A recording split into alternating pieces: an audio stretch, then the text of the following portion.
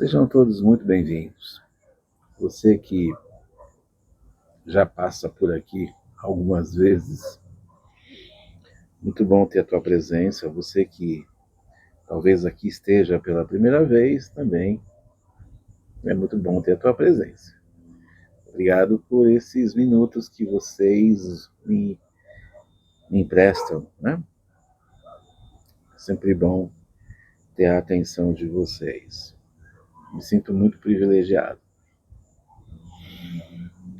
Existe uma realidade clara de que, pelo menos para aqueles que creem em Deus, que Deus criou todas as coisas. A outra realidade, para quem crê que Deus criou todas as coisas, é que o ser humano, contra Deus, sim, contra Deus, tornou as coisas mais complicadas. Veja que viver em harmonia com Deus é uma coisa muito boa, porque viver em harmonia com Deus, você fica isento de juízo, necessariamente. Aliás, não haveria juízo, não haveria julgamento, caso não houvesse nenhuma culpa da parte do homem, pelo homem ter se virado contra Deus. Isso é parte da teologia, isso é parte da definição e do conceito bíblico da revelação de Deus, ainda que muitos não concordem com isso, né? Mas isso, concordar ou discordar não muda o fato. A realidade é que sim, nós somos dignos de juízo, de julgamento, diante da nossa culpa. O plano da salvação e da redenção em Cristo Jesus nos tira da condenação. Esse é um assunto para um outro momento. Mas acontece que alguns ainda insistem em ir contra Deus. Alguns ainda insistem não se importando com o que estão fazendo contra Deus e contra o próximo, que são os dois mandamentos que nós conhecemos que Jesus apresenta, né? E aí a gente percebe e aí a gente se depara com muita injustiça, porque esse homem que lá atrás, diante do Deus Criador, se rebela, vira a cara, vai contra Deus, né? Se rebela e vira a cara contra Deus. Esse ser humano, ele vem e começa a cometer injustiças essas que ele comete até hoje, em meio ao reino de Deus que já foi inaugurado em nosso meio. Está aí a prova evidente da presença da igreja, que evidencia o fato de que Jesus esteve entre nós. Existem pessoas que não se importam em prejudicar outras pessoas. Isso é fruto do virar as costas para Deus lá na criação. O interessante é que o Evangelho de Jesus traz a importância da consciência dos dois mandamentos. O Evangelho de Cristo traz a consciência das duas leis. E sim, elas são reais. Amar a Deus sobre tudo, Deus sobre todas as coisas. E sim, o outro como nós mesmos, sendo esse considerado, o próximo sendo considerado, o amor ao próximo como uma atitude de direito e de justiça. E como nós mesmos, né? O outro visto como nós mesmos. Sim, porque nós somos o bem maior. Diante daquilo que Deus nos deu, nós olhamos para nós, cuidamos de nós, respeitamos o fato de que nós viemos de Deus e aí isso exige de nós um autocuidado que reflete no outro. Essa consciência tira a gente da possibilidade de cometer injustiça. Injustiça, que é o que evidencia a rebelião do ser humano contra Deus. O que há de errado? O que houve que alterou totalmente o nosso olhar sobre a vida? E eu falo isso observando o ser humano de um modo geral, né? Observando o ser humano de uma forma mais aberta, generalizada. Nós poderíamos responder muita coisa, mas uma das coisas interessantes é a gente perceber que existe uma doença do egoísmo e do desprezo a Deus. Porque o egoísta, ele ama a si mesmo. E ele despreza a Deus ao mesmo tempo, porque ele ignora aquilo que Deus definiu e determinou em relação ao outro. E essa doença do egoísmo, esse desprezo a Deus, ele desce desde o alto escalão das autoridades humanas, passando perto de nós. Há muita insensibilidade, há muito desamor, fruto daquilo que se tornou uma rebelião na criação. Eu acho que nós voltamos ao tempo dos juízes na Bíblia. Eu acho que nós voltamos a esse tempo. E juízes hoje em dia merecem os nossos trocadilhos. Se você abrir o livro de Juízes, no Antigo Testamento, no capítulo 17, versículo 6, o texto fala que naquela época não havia rei em Israel. Cada um fazia o que lhe parecia certo. E o mesmo livro, no final, no capítulo 21, versículo 25, ele vai terminar dizendo a mesma coisa. Naquela época não havia rei em Israel, cada um fazia o que lhe parecia certo.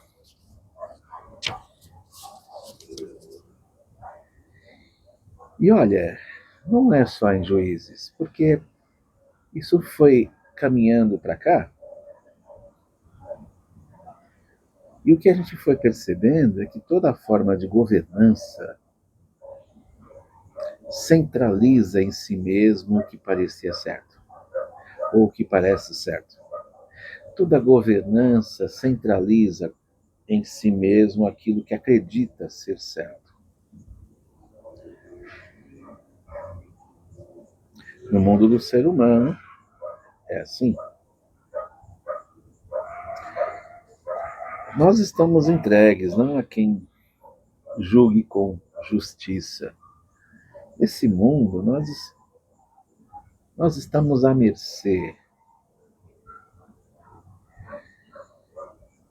Não a quem julgue com justiça, não há. A justiça parece que ela não só ficou cega, mas ela perdeu os olhos. A justiça perdeu a moral. A justiça perdeu a autoridade. A justiça, ela não está apenas cega. E aquela imagem da justiça é muito interessante, se você conhece, que é uma mulher vestida com uma espada na mão e acho que a lei ou a Bíblia, não sei, eu não conheço, mas ela está com um livro na mão e parece que são as leis. E a espada na outra mão, vestida e com os olhos vendados. Essa é a justiça simbolizada. Me parece que hoje eu acho que essa figura dessa mulher, ela não só perdeu os olhos, perdeu a espada, perdeu a lei, mas ela está nua na praça. Ela está sem roupa, em praça pública, sem a lei nas mãos, sem a espada, simbolizando alguma forma de justiça. E os seus olhos, não há possibilidade nem de enxergar.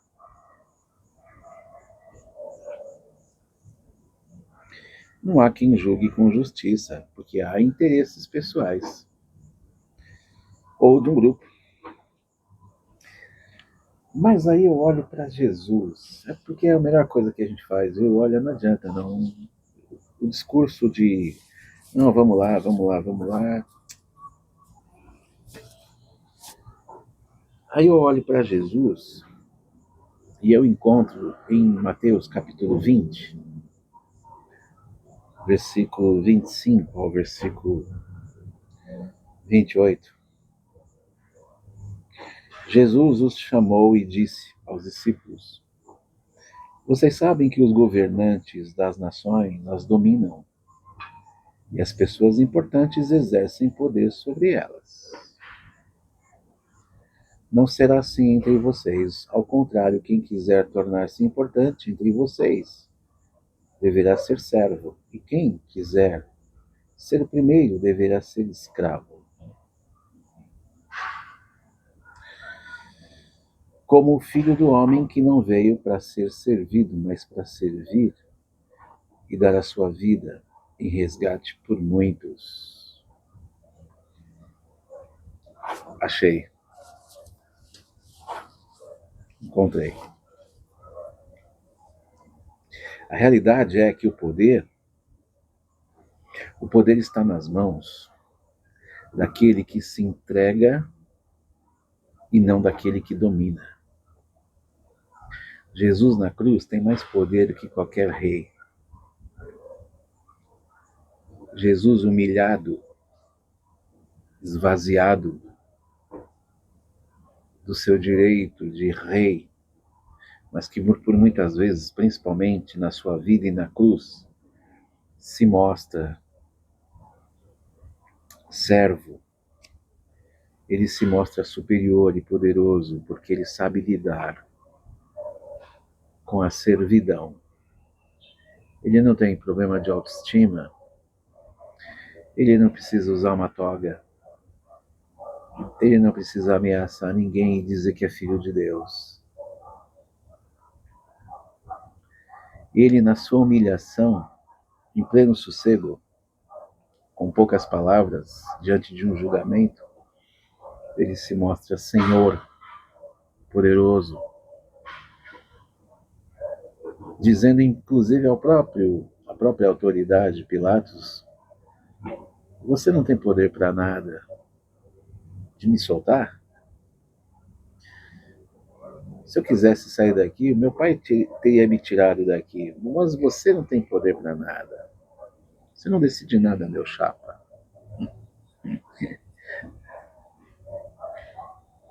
O juiz verdadeiro, que não é Jesus, ou melhor, o juiz verdadeiro, que é Jesus, ele não tem o que esconder, mas ele se doa, ele se expõe. O juiz, que é Cristo, ele se expõe em praça pública, assumindo a sua identidade, assumindo a sua missão, sem medo de nada, sem ter receios de nada. O juiz verdadeiro, que é Jesus, não é idealista. Ele não se preocupa com as moedas de prata. As moedas de prata estão nas mãos de Judas. Aliás, são 30. Judas soube julgar muito bem Jesus, entregando-o aos soldados do templo. Isso é um juiz corrupto. Jesus é o juiz que julga com justiça. E a Escritura Sagrada já oferece uma prévia sobre aqueles que são condenados. Sim, Jesus ainda virá, acredite você ou não, mas ele virá nas nuvens. Aí, como dizem por aí, que não está na Bíblia, o bicho vai pegar. Ah, vai. Oh. Mas os condenados já estão sendo apontados pelas suas obras, pela sua intenção, pelo seu desamor. Quando nós lemos, quando nós ouvimos Jesus, nós identificamos quem são os loucos, os inconsequentes, que um dia vão receber o justo julgamento, do qual eles não vão poder fugir, do qual eles não vão poder dizer que não tem nada a ver com isso. Nesse momento,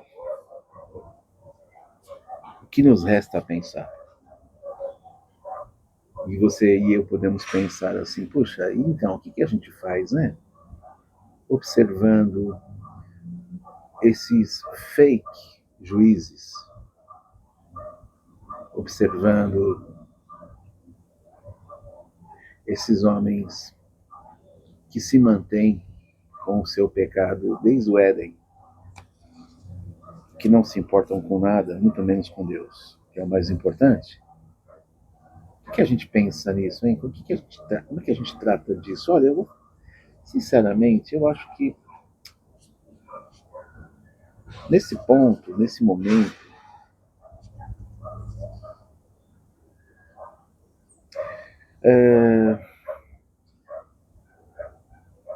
eu passo fome de justiça. Mas eu sei que essa fome, talvez em breve, vai passar. Ela vai passar. Eu falo talvez em breve, mas ela vai passar. Por enquanto, a gente vê as injustiças nas mãos dos pseudo-justos. A gente vê aquele que não é juiz verdadeiro cometendo crime. A mesa virou. É. Mas tudo bem. Eu vou me manter, e espero que você também, faminto em aguardar o dia que eu não vou precisar mais ouvir e ver tanta atrocidade, tantas coisas acontecendo e não poder fazer nada. Porque eu sei que tem alguém que faz por mim, por nós. Um abraço. Até a próxima. E é isso aí.